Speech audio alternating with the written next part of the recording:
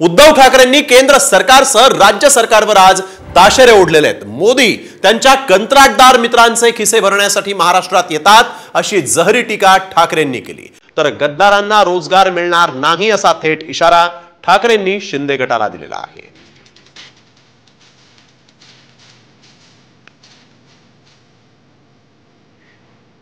मोदी कंत्राटदार मित्रांचे खिसे भरायला येतात अशा शब्दात मोदींच्या महाराष्ट्र दौऱ्यावर उद्धव ठाकरेंनी जोरदार टीका केलेली आहे। तसंच गद्दारांनाही रोजगार मिळणार नाही असं म्हणत त्यांनी शिंदे गटावर देखील जोरदार आसूड ओढलेले आहेत। गद्दारांना रोजगार नाही असं उद्धव ठाकरेंनी म्हटलंय। महाराष्ट्र दौऱ्यावरून ठाकरेंनी निखारी टीका केलेली आहे। मोदींचा आज महाराष्ट्र दौरा आहे। पोरादेवीमध्ये पंतप्रधान नरेंद्र मोदी आहेत, त्यासोबतच ठाण्यात देखील पंतप्रधान नरेंद्र मोदी येणार आहेत आणि त्यावरून मोदी कंत्राटदार मित्रांचे खिसे भरायला महाराष्ट्रात येतात अशी जहरी टीका करण्यात आली। यावेळी एक महत्त्वाची बातमी, ठाकरेंचे केंद्र सरकारसह राज्य सरकारवरही ताशेरे आपण बघतोय। पंतप्रधान नरेंद्र मोदींच्या महाराष्ट्र दौऱ्यावरून उद्धव ठाकरे यांनी ही जोरदार टीका केली आहे। आज पंतप्रधान नरेंद्र मोदी महाराष्ट्र दौऱ्यासाठी आलेले आहेत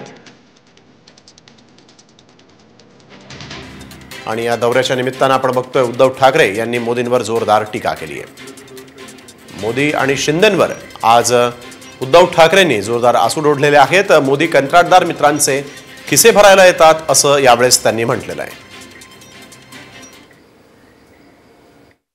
नोकरांसाठी किंवा रोजगारासाठी सरकारच नव्हे तर शिवसेनेखेरीज दुसरा कोणता पक्ष काम करतोय हे जसं आज आम्ही लोकांसमोर येऊन सांगतोय तसं त्यांनी येऊन सांगावं की एका बाजूला पंतप्रधान येत आहेत त्यांच्या कॉन्ट्रॅक्टर मित्राचे खिसे भरायला, 1000 कोटी रुपयांचा प्रकल्प, 30,000 कोटी, 1,00,000 कोटी, 50,000 कोटी कुठे जातात माहिती नाही, पण प्रकल्पाचं लोकार्पण, प्रकल्पही पूर्ण होत नाहीत, कॉन्ट्रॅक्ट निघतायत, रस्त्याची कामं निघतायत, कॉन्ट्रॅक्टरचे खिसे भरले जात आहेत, कॉन्ट्रॅक्टरच्या माध्यमातून यांच्या पदाधिकाऱ्यांचे खिसे भरले जात आहेत, पण सर्वसामान्य माणसाच्या घरातली चूल पेटत नाही।